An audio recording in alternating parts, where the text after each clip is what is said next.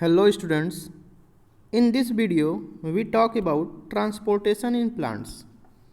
Before we start transportation in plants, first of all we know what is transport.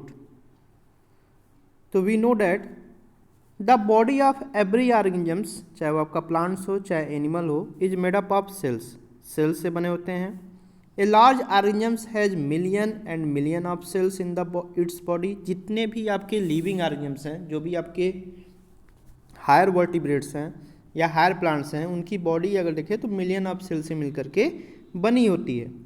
In order that the organism may be able to maintain its life and survive, all its cell must be supplied with essential substance like food, oxygen, water, so on.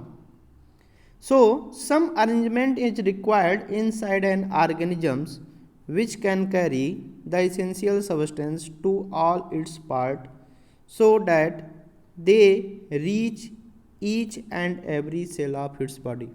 जो भी आपके complex organisms हैं, उन complex organisms में आपका कुछ ना कुछ इस तरह का अरेंजमेंट होगा जिस अरेंजमेंट के थ्रू एवरी सेल्स जो भी अपनी नीड्स है उसको पूरा कर सके. अगर हम एवरीडे लैंग्वेज के अगर हिसाब से देखें तो transport means to carry things from one place to another. Transport means क्या है, कोई एक सामान है उसको एक स्थान से उठा करके दूसरे स्थान पे आपने ले गया. बायोलॉजी के अगर टर्म में बात करें तो transport is a life process in which a substance absorbed in one part of the body of an organism is carried to other part of its body. Biology के टर्म्स में transportation in the sense एक part of the body जो है कोई substance को absorb करे और दूसरे पार्ट में उसको ट्रांसपोर्ट करे, तो that is the transportation. Large organisms need transport system in their body to supply all their cells with food, oxygen, water and other materials. In fact, special tissue and organs are needed for the transport of substance in plants and animals because these tissue and organs can pick up the essential substance like food, oxygen, water, etc. It means transport करने के लिए लंबे distance तक कुछ ना कुछ आपके special cell होंगे जिनकी पास क्षमता होगी कि वो आसानी से ट्रांसपोर्टेशन कर सकें, और ऐसे टिश्यू को हम बोलते हैं वैस्कुलर टिश्यू. वैस्कुलर टिश्यू की अगर हम बात करें तो वैस्कुलर टिश्यू में आपके टू पार्ट्स होते हैं. एक आपका होता है जाइलम और एक होता है आपका फ्लोएम. जाइलम और फ्लोएम मिलकर के आपके वैस्कुलर सिस्टम का फॉर्मेशन करते हैं. अब यहाँ पर आया कि अगर हम प्लांट्स में देखें तो प्लांट्स का जो भी आपका ट्रांसपोर्टेशन सिस्टम है उतना इलेबोरेट नहीं होता है इन कंपेरिजन टू एनिमल्स के. प्लांट्स जो होते हैं आपके लेस एक्टिव होते हैं, so their cells do not need to be supply with materials so quickly. जिस तरह से एनिमल्स में आपका ब्लड्स है, ब्लड्स के थ्रू आपके जो भी इसेंशियल मिनरल्स है ट्रांसपोर्ट होते हैं, लेकिन प्लांट्स में उतना एक्टिव नहीं होते हैं इन कंपेरिजन टू एनिमल्स, तो वहाँ पर जो भी सप्लाई होती है बहुत ही स्लो होती है. All the cells of a plants can get oxygen for respiration and CO2 for photosynthesis directly from the air by diffusion. जो भी प्लांट्स के पार्ट्स हैं, चाहे आपका स्टेम्स हुआ चाहे लीफ हुआ, वो आपके एयर के थ्रू ही अपना ट्रांसपोर्टेशन गैसियस कर सकते हैं.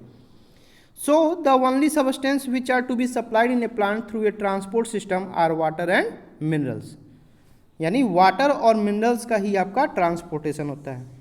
दूसरा क्या होता है, दूसरी अगर हम बात करें कि जो भी आपके लीव्स हैं by the process of photosynthesis जो भी अपना भोजन बनाते हैं, उस भोजन का ट्रांसपोर्टेशन आपका कौन करता है, फ्लोएम करता है, और उस प्रोसेस को बोलते हैं ट्रांसलोकेशन. यानी जो भी आपका ट्रांसपोर्ट है मटेरियल्स का इन प्लांट्स में, उनको हम दो पार्ट में डिवाइड कर सकते हैं. एक आपका होगा transport of water and minerals in the plants, ये आपका होगा जाइलम के थ्रू, और एक होता है आपका transport of food and other substance like hormone in the plants, तो ये होता है आपका फ्लोएम के थ्रू. Now let us discuss one by one. In this slides we see the direction of transport. आप अगर देखो तो जो प्लांट्स है उसके टू पार्ट्स होंगे, रूट्स होता है और आपका शूट्स होता है। रूट्स जो होंगे आपके सॉइल के नीचे होंगे और वहाँ पर वह आपका वाटर और मिनरल का एब्जॉर्प्शन करते हैं, और वह एब्जॉर्ब्ड वाटर और मिनरल जाइलम के थ्रू फिर आपका स्टेम में पहुँचता है, फिर ब्रांचेस, फिर देन लीव्स में पहुँचता है, जहाँ पर वह लीव्स आपका उसको लेकर के आपका फोटोसिंथेसिस का प्रोसेस करते हैं, because water is essential for photosynthesis. All the metabolic reactions require water, so जो भी आपके मेटाबॉलिक रिएक्शंस होंगे उसमें वाटर की नीड होगी। तो यहाँ पर आपने देखा कि रूट से आपका लीव्स तक आपका जो फ्लो हो रहा है वाटर और मिनरल का, वो आपका यूनिडायरेक्शनल हो रहा है, यानी जो भी आपके वाटर और मिनरल का ट्रांसपोर्टेशन होगा वो आपका यूनिडायरेक्शनल होता है। But in case of translocation यहाँ पर आपका मल्टी डायरेक्शनल फ्लो होता है फूड का, because foods are synthesize in leaf and leaf से फिर आपका फ्लोएम के थ्रू स्टेम में, स्टेम से के थ्रू आपके ब्रांचेस में भी जा सकते हैं और आपके रूट्स में भी जा सकते हैं। तो जो आपका ट्रांसपोर्टेशन होगा वो आपका यूनिडायरेक्शनल होगा और जो आपका ट्रांसलोकेशन होगा वो आपका मल्टी डायरेक्शनल होता है प्लांट्स के केस में। वही चीज़ आपको यहाँ इस स्लाइड्स में दिखाया गया है कि जो भी आपकी लीव्स हैं by the process of photosynthesis वो अपना भोजन बनाते हैं, देन वह फूड्स आपके फ्लोएम के थ्रू डिफरेंट स्टेम के पार्ट्स में और फिर एज वेल एज रूट तक पहुंचता है।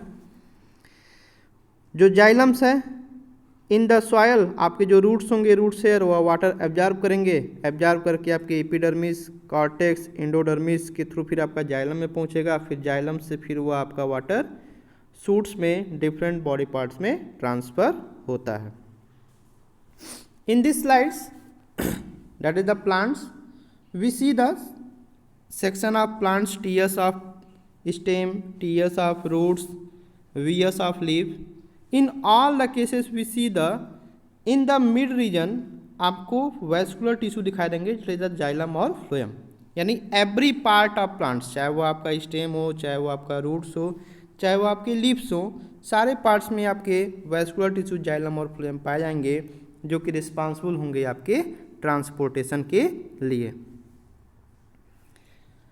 अगर देखें तो water, what is the relationship between plants and water, तो water is essential for the all physiological activity of plants. जो भी आपकी फिजियोलॉजिकल एक्टिविटी होती है प्लांट्स में, उसके लिए आपकी वाटर की क्या होगी, नीड होगी। वाटर एक तरह से आपका मीडियम प्रोवाइड करता है जहाँ पर मोस्ट सबस्टेंस आपके डिजॉल्व होते हैं, इसलिए वाटर को भी हम बोलते हैं यूनिवर्सल सॉल्वेंट्स। जो भी प्रोटोप्लाज्म होंगे सेल के इज नथिंग बट वाटर, जो प्रोटोप्लाज्म है आपका सेल का वो आपका कुछ नहीं बल्कि क्या है, water in which different molecules are dissolve and suspended. यानी जो प्रोटोप्लाज्म है वहाँ पर आपका वाटर है और वाटर में आपके जो भी डिफरेंट मॉलिक्यूल्स हैं और जो भी वाटर है उसमें आपके डिजॉल्व होते हैं और सस्पेंडेड होते हैं। जितने भी हर्बेशियस प्लांट्स हैं, हर्बेशियस प्लांट्स को आपको 3 कैटेगरी में डिवाइड किया गया है, हर्ब, सर्ब और ट्री। तो जो भी हर्बेशियस प्लांट्स हैं लगभग आपके उनका जो वेट होता है केवल आपका 10 to 15% आपका फ्रेश वेट होता है एज ड्राई मैटर की तुलना में। Next, how do plant absorb water, कैसे प्लांट्स आपके वाटर को एब्जॉर्ब करते हैं। तो जो एब्जॉर्प्शन का है वह आपका रूट्स के थ्रू आपका प्लांट्स एब्जॉर्ब करता है। Obviously that is why we apply water to the soil and not on the leaves. यही कारण है कि हम पानी जो है आपका सॉइल में डालते हैं, ना कि लीफ के ऊपर डालते हैं। यानी जो रिस्पॉन्सिबिलिटी है एब्जॉर्प्शन ऑफ वाटर और मिनरल्स का, यह आपका कौन करता है, रूट्स हेयर करते हैं, और यह आपके रूट्स पे पाए जाते हैं मिलियंस में। रूट हेयर्स जो होते हैं आपके थिन वॉल्ड होंगे, सिलेंडर एक्सटेंशन होते हैं और एपिडर्मल सेल से आपके एराइज होते हैं, और इनका सरफेस एरिया ज़्यादा इंक्रीज होता है ताकि ज़्यादा से ज़्यादा वो आपका एब्जॉर्प्शन कर सकें। वाटर के साथ आपके जो भी मिनरल सोल्यूट्स हैं वह भी आपके एब्जॉर्ब होते हैं by the root hairs by the process of diffusion. Diffusion simply higher concentration to lower concentration, जो भी मूवमेंट्स होगा उस प्रोसेस को हम बोलते हैं diffusion. Once water is absorb by root hairs, एक बार वाटर आपका एब्जॉर्ब हो जाता है रूट हेयर के द्वारा, it can move deeper into the root layer by 2 distinct pathway. दो पाथवे के द्वारा आपका वह फिर आपका इंटर करता है। एक आपका होता है सिम्प्लास्ट और एक होता है आपका एपोप्लास्ट।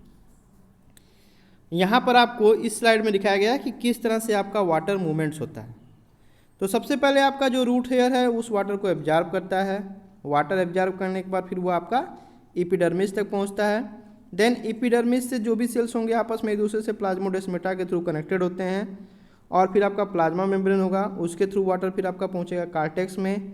कार्टेक्स में फिर आपका एंडोडर्मिस में, एंडोडर्मिस से फिर आपका पेरीसाइकिल और पेरीसाइकिल से होते हुए फिर वो आपका पहुँचता है जाइलम में। और जाइलम में पहुँचने के बाद वहाँ पर आपका ट्रांसपोर्टेशन होता है। नेक्स्ट, कौन कौन से मीन्स हैं जिसके थ्रू आपका ट्रांसपोर्टेशन होता है?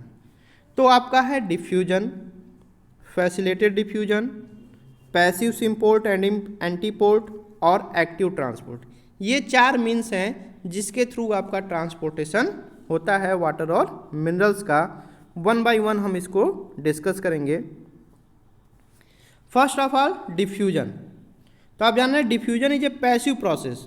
Passive process in the sense क्या है कि यहाँ पर कोई भी एनर्जी का रिक्वायरमेंट नहीं होगा, यानी मॉलिक्यूल को मूव करने के लिए हमको किसी भी एनर्जी की आवश्यकता नहीं पड़ेगी। और ये आपका एक तरह से क्या होता है, नेचुरल काइनेटिक एनर्जी होगा, यानी यहाँ पर हम कोई भी बाहरी फोर्स नहीं लगाएंगे। Diffusion is the net movement of molecules on ion from a region of higher concentration to the region of lower concentration. यानी जो भी आपका मूवमेंट्स होगा मॉलिक्यूल का या आयन का, वो आपका हायर कॉन्सेंट्रेशन से लोअर कॉन्सेंट्रेशन की तरफ होता है। Diffusion is also responsible for gaseous movement with in the body. एक तरह से जो भी आपका गैसेस एक्सचेंज है O2 और CO2 का, वहाँ पर भी आपका डिफ्यूजन का ही प्रोसेस होता है।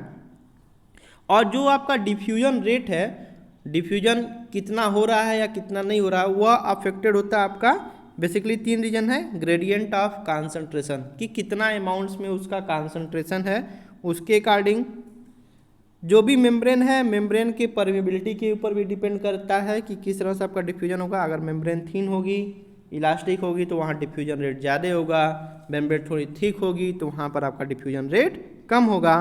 साथ ही साथ जो भी आपके टेम्परेचर होते हैं और प्रेशर होते हैं, ये भी आपके रिस्पॉन्सिबल होते हैं डिफ्यूजन के रेट्स पर।